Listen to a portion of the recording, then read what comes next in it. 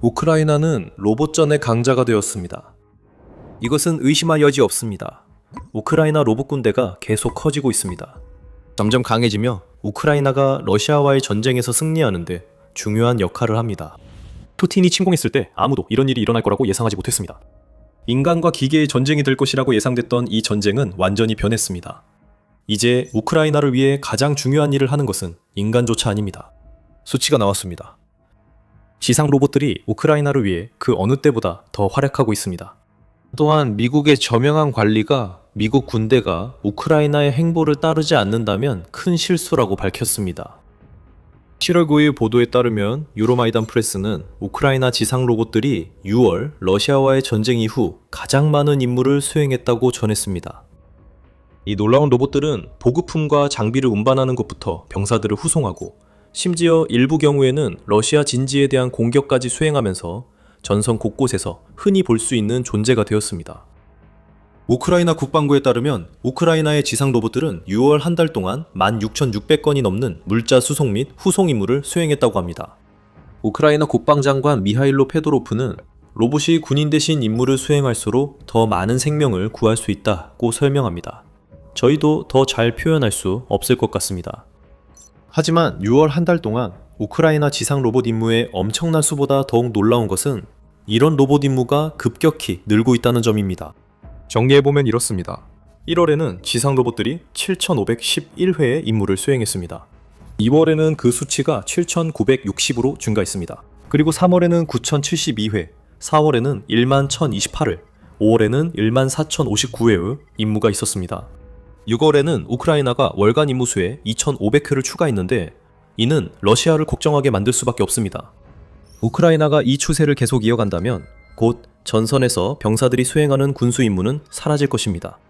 러시아 입장에서는 우크라이나 병사들을 제거할 기회가 줄어든다는 뜻이고 이는 우크라이나가 더 오랫동안 방어시설을 강하게 유지할 수 있게 하는 연쇄 효과를 가져옵니다. 이 모든 것이 결국 러시아에게 더 많은 사상자를 가져오게 됩니다. 비록 간접적으로지만요.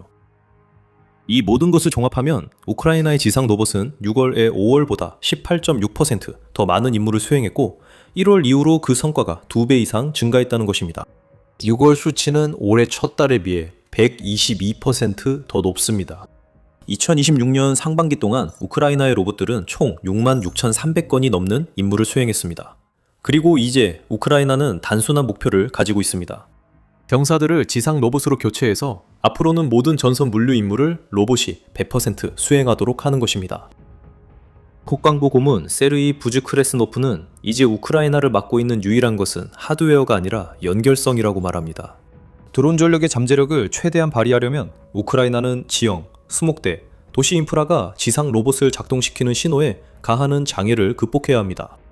이번 전쟁이 시작된 이후 우크라이나의 지속적인 혁신을 우리는 계속 지켜봤습니다. 우크라이나는 해결책을 찾아낼 것이고 아마도 AI를 활용해 경로 탐색을 자동화함으로써 신호 끊김이 더 이상 문제가 되지 않도록 할 것입니다. 하지만 그것은 미래의 일입니다.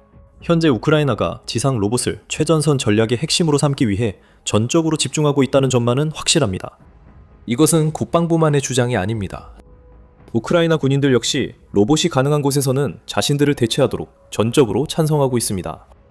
우크라이나 국방부는 5월 한 달 동안 DOT 체인 방위 무기 마켓플레이스를 통해 다양한 구성의 지상 로봇 1,028대를 이미 전선의 여러 부대가 지급받았다고 밝혔습니다.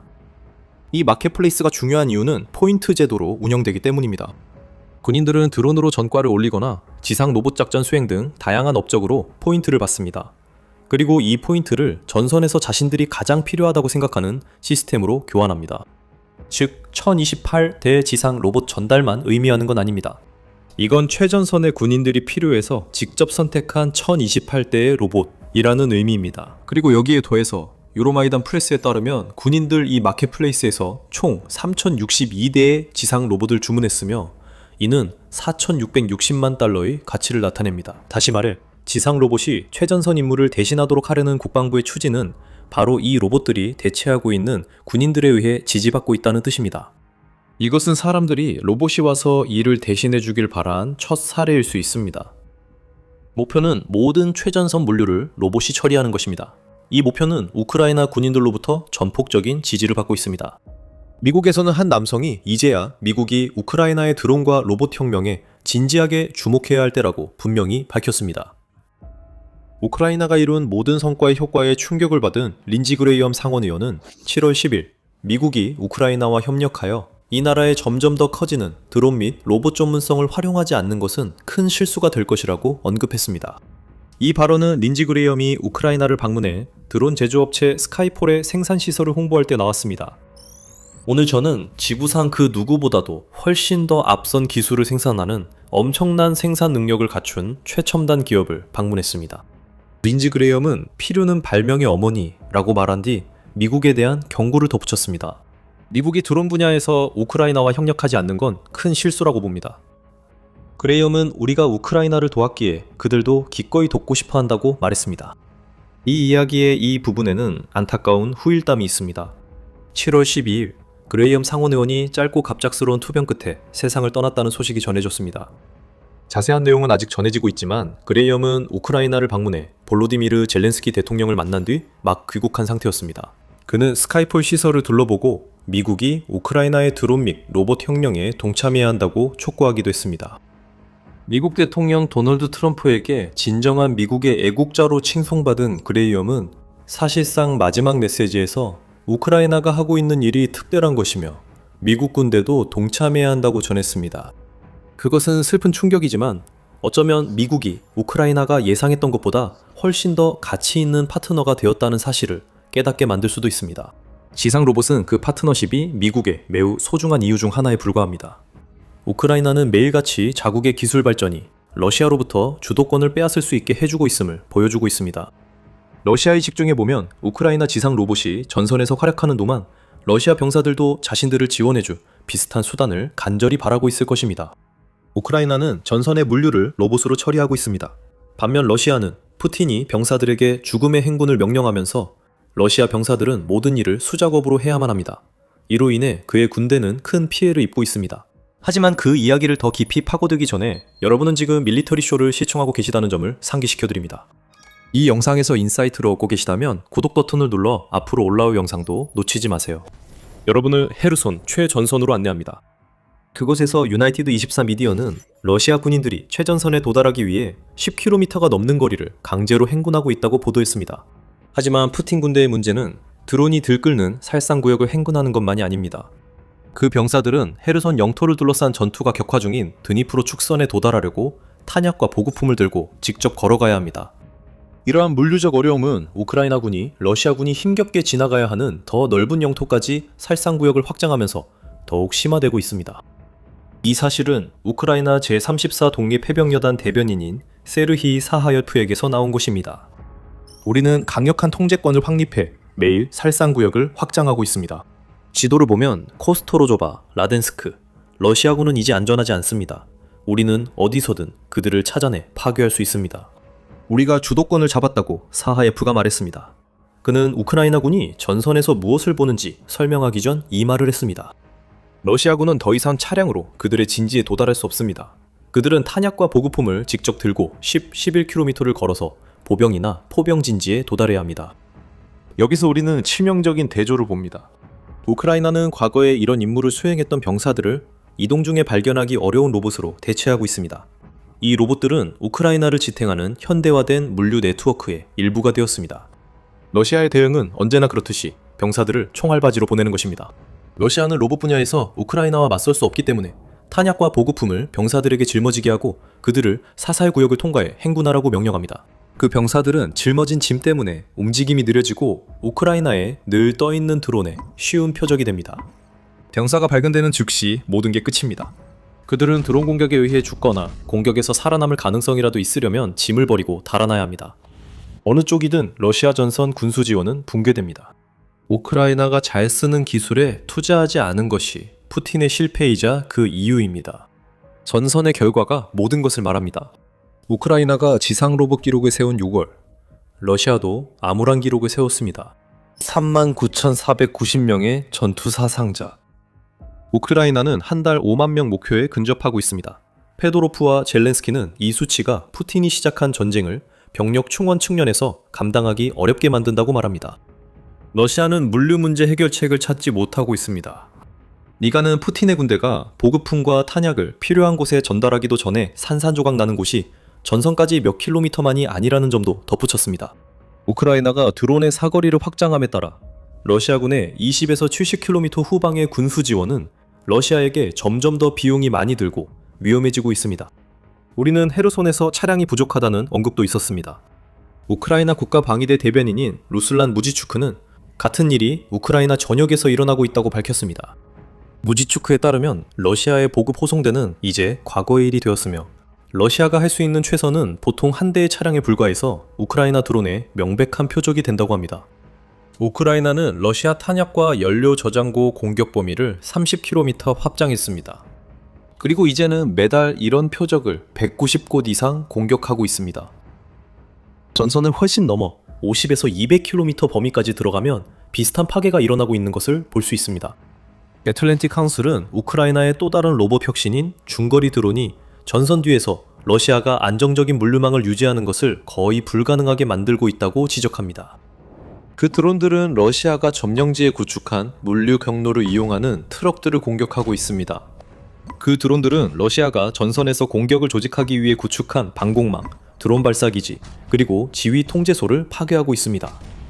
크림반도는 러시아 후방의 이런 혼란의 영향을 받았고 우크라이나가 반도를 고립시키면서 지금은 심각한 연료 부족에 시달리고 있습니다. 그러나 그 영향은 우크라이나 전역에서 느껴지고 있습니다. 이것은 다층적인 물류 봉쇄입니다. 러시아 후방에서 연료와 보급품이 대거 파괴되고 있습니다. 근접 후방까지 도달하는 모든 것들도 표적이 되고 있습니다. 차량, 연료 저장소, 탄약 저장소에 대한 공격으로 인해 러시아는 개별 차량만을 보내는 상황에 이르렀으며 애초에 보낼 차량이 남아있는지도 의문입니다. 헤르손에는 분명히 차량이 없습니다. 지상 로봇도 없습니다.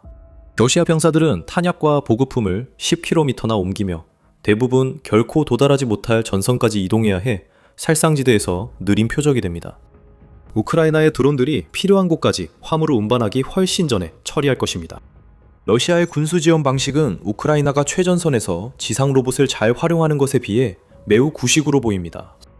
이것이 러시아가 우크라이나의 지상 로봇 군수 혁명을 따라 하려 하지 않는다는 뜻은 아닙니다. 그렇지 않다고 주장한다면 여러분께 거짓말을 하는 셈이 될 겁니다. 5월에 프라우다가 보도한 바에 따르면 러시아는 실제로 2024년에 첫 번째 지상 로봇 시스템을 받았습니다. 하지만 자주 그랬던 것처럼 러시아는 이 로봇들이 얼마나 중요한지 제대로 인식하지 못했습니다. 러시아는 자원이 충분함에도 지상 로봇에 투자하지 않아 짐을 진 병사들에게 치명적인 우크라이나 큐존에서 10km를 걸으라고 명령하는 상황을 막지 못했습니다. 이 수치는 지상 로봇 분야에서 러시아와 우크라이나의 차이를 보여줍니다. 크라브다는 러시아의 약 20개 회사가 29종의 지상 로봇을 생산한다고 합니다. 그중 12개 회사는 서방의 제재를 받고 있어서 러시아에게 전혀 도움이 되지 않습니다. 반면에 우크라이나는 2026년 1분기에만 새로운 지상 로봇 67종을 정식 승인했습니다. 이는 러시아가 개발한 로봇 종류 수의 2배가 넘는 수치로 모두 3개월 만에 달성됐습니다. 우크라이나는 전선에 더 많은 지상 로봇을 투입하려고 막대한 투자를 하고 있습니다. 2026년 상반기에만 우크라이나는 약 2만 5천 대의 로봇 도입 계약을 체결했습니다. 이는 2025년 한 해 동안 구매한 로봇 수의 2배 이상이며 우크라이나는 계속할 것입니다. 젤렌스키에 따르면 올해 말까지 약 5만 대의 지상 로봇을 생산하는 것이 목표입니다. 그리고 이 로봇들은 FPV 드론과 달리 카미카제 임무를 하지 않아 한 번 쓰고 버리는 장비가 아닙니다. 우크라이나는 러시아가 이 로봇을 파괴할 때까지 계속 반복 사용할 수 있습니다. 우크라이나가 생산을 더욱 늘리면 최전방 병사들을 대체할 진정한 지상 로봇 군대를 갖추게 될 것입니다. 러시아는 헤르손에서 우리가 보고 있는 바로 그 상황을 맞게 될 것입니다. 우크라이나의 살상구역의 압도적인 힘 앞에서는 버틸 수 없는 구식 수동 물류 체계입니다. 더 넓게 봅시다. 우크라이나가 지상 로봇 배치 신기록을 세우는 것이 왜 중요한 걸까요? 우리는 인력을 대체하는 문제를 이야기해왔고 그게 가장 분명한 이점입니다. 전선의 모든 지상 로봇은 그 로봇이 없었다면 보급 임무에 투입됐을 병사의 생명을 지키고 있습니다. 전쟁의 셈법으로 보면 그것은 하나의 자원을 사용해서 훨씬 더 소중한 자원을 지키는 것입니다. 하지만 이런 셈법을 따질 때는 비용에 대해서도 반드시 언급해야 합니다. RBC 우크라이나에 따르면 우크라이나가 제작 중인 지상 로봇은 보통 2,000달러에서 4만 달러 사이에 비용이 든다고 합니다. 현대전에서 그 정도 비용은 정말 아무것도 아닙니다.